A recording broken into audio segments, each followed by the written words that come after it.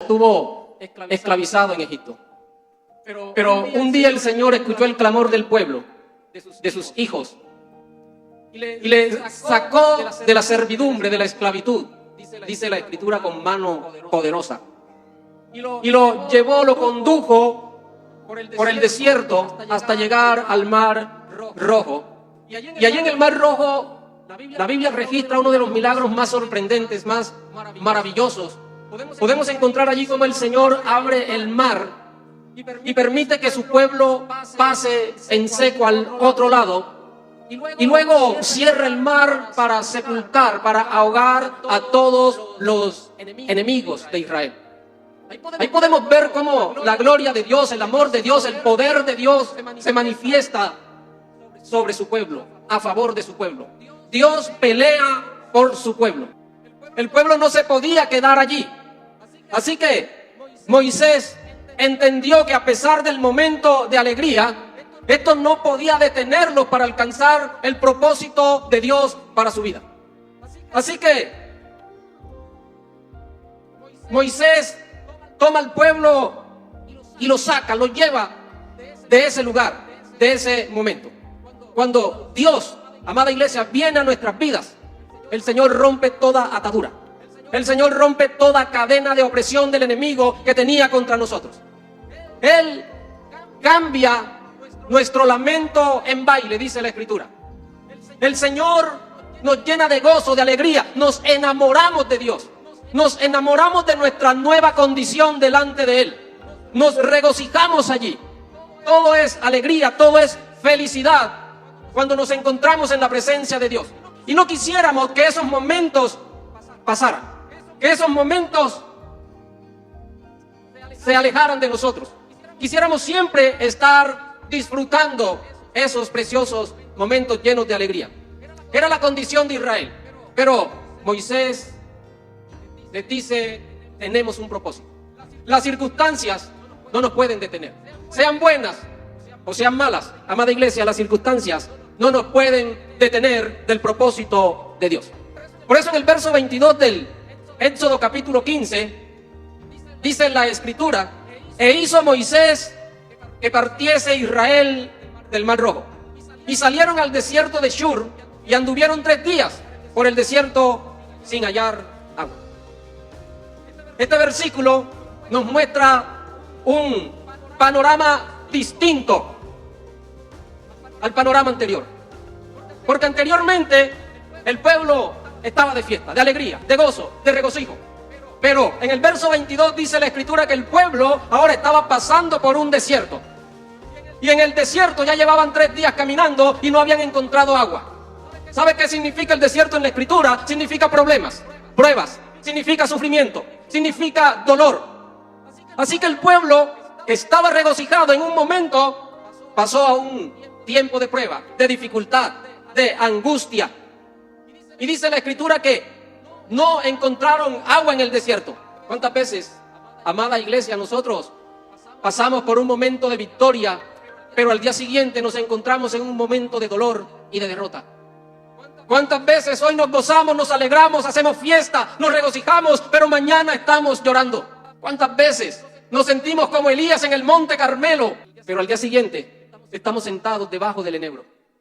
Pero yo quiero decirte algo, amada iglesia, y es que cuando Dios te saca de un momento de gozo, de alegría, y te introduce en el desierto a un momento de dolor, a un momento de prueba, es porque Dios quiere promoverte a un nivel superior. Dios quiere darte victorias más grandes. Amada iglesia, debemos entender que van a venir momentos duros, que no todo es un techado de rosas, que van a venir momentos difíciles, que posiblemente van a haber diagnósticos adversos, que posiblemente van a venir las enfermedades, la escasez. Pero yo quiero que recuerdes algo, que sea en medio del dolor o en medio de la alegría, Dios te va a acompañar. ¿Cuántos cristianos hoy están pasando por pruebas? ¿Cuántos cristianos hoy tienen problemas y están pasando por dificultades? Si tú eres uno de ellos, yo quiero decirte: no te sientas angustiado, más bien alégrate, regocíjate. ¿Sabes por qué? Porque si a alguien Dios le tiene miedo, es a un cristiano cuando está metido en una prueba. ¿Sabes por qué? Porque cuando Dios permite que tú pases por las pruebas, es para capacitarte, es para enseñarte, es para fortalecerte. Porque lo que tiene Dios para ti es mucho más grande que lo que hasta ahora te ha dado. Así que alégrese, hermano, porque las aflicciones del tiempo presente, dice la Escritura, no se comparan a la gloria venidera. ¿Y sabe qué quiere Dios para ti? Quiere un futuro lleno de gozo y lleno de alegría. Dice el texto que Moisés comenzó a clamar. Había un problema, había una dificultad, no había agua y las aguas eran amargas. Y entonces Moisés clama y Dios le dice: toma una rama y échala. Dios le da una solución. No te quedes apesadumbrado, no te quedes estancado en el problema. No dejes que el enemigo gane distancia sobre ti. No dejes que el enemigo te aflija, no dejes que el enemigo te deprima. Y cuando venga el problema, cuando estés pasando por la prueba o la dificultad, dice el Señor: clama a mí que yo te voy a responder. Clama a mí que yo te voy a mandar la solución. Fue lo que hizo Moisés. Dios quiere que nosotros clamemos, porque cuando creemos, cuando le creemos a Él, Dios se glorifica. Y escuche el verso 26, es muy importante y es el centro de este mensaje. Allí en Mara dice, la Escritura dice, el Señor le habla al pueblo y le dice: si oyeres atentamente la voz de Jehová tu Dios, e hicieres lo recto delante de sus ojos, y dieres oído a sus mandamientos, y guardares todos sus estatutos, escúchame bien, ninguna enfermedad de la que envié a los egipcios te enviaré a ti, porque yo soy Jehová tu sanador. ¿Cuántos tienen un Dios sanador?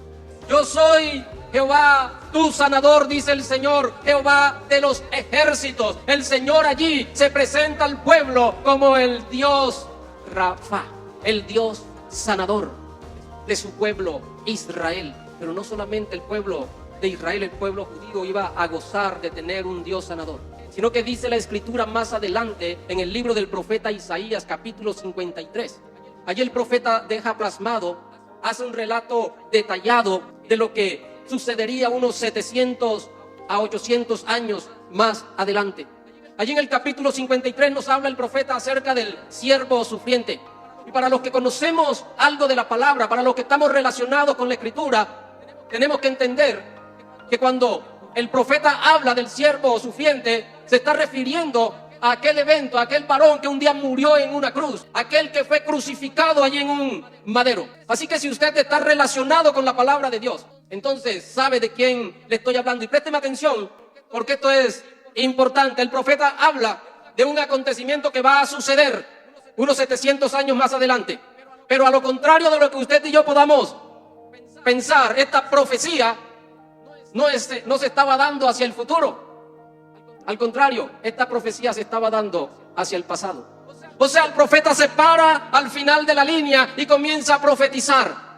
Por eso es que en esta profecía todos los verbos que encontramos se encuentran en tiempo pasado. El profeta no dice va a suceder, el profeta dice ya sucedió. Así que, amada iglesia, amado hermano, cualquier problema, cualquier dificultad, cualquier enfermedad por la que usted esté atravesando no va a ser curado, sino que dice la Escritura que ya Jesucristo lo hizo en la cruz del Calvario, tiempo pasado, lo hizo en la cruz del Calvario, para que usted y yo hoy podamos disfrutar, para que usted y yo hoy podamos gozarnos y regocijarnos. Capítulo 53, versos 4 y 5 dice: ciertamente llevó Él nuestras enfermedades y sufrió nuestros dolores, y nosotros lo tuvimos por azotado, por herido de Dios y abatido. Mas Él herido fue por nuestras rebeliones, molido por nuestros pecados. El castigo de nuestra paz fue sobre Él, y por su llaga fuimos nosotros curados.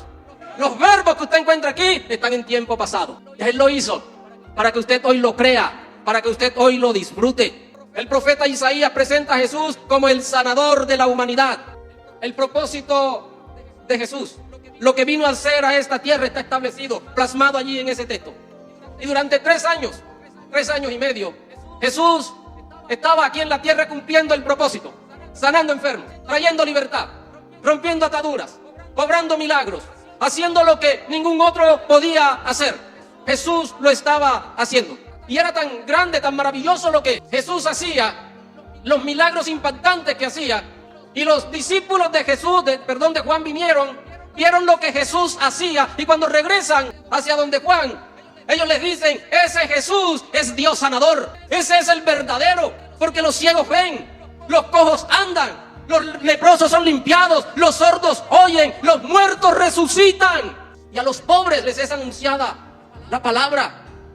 A los pobres les es anunciado el reino. Mateo capítulo 4, versos 23 y 24 dice que Jesús recorrió toda Galilea, enseñando en las sinagogas de ellos y predicando el evangelio del reino y sanando toda enfermedad y toda dolencia en el pueblo. Y se difundió su fama por toda Siria y le trajeron todos los que tenían dolencias, los afligidos por diversas enfermedades y tormentos, los endemoniados, los lunáticos, los paralíticos, y los sanó a todos.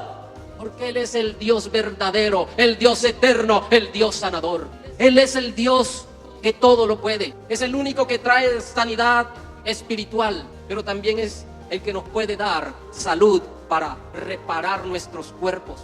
Él repara los corazones quebrantados, pero también sana al afligido. Él es el único que puede limpiarnos de todo pecado, pero es el único que puede obrar milagros y solucionar los problemas que usted y yo hoy tenemos.